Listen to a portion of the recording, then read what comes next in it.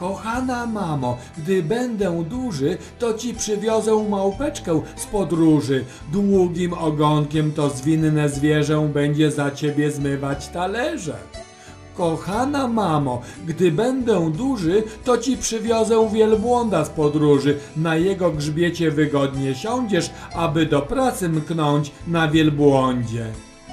Kochana mamo, gdy będę duży, to ci przywiozę tłum zwierząt z podróży. Niech wszystkie ze mną mówią to samo, że bardzo ciebie kochamy, mamo.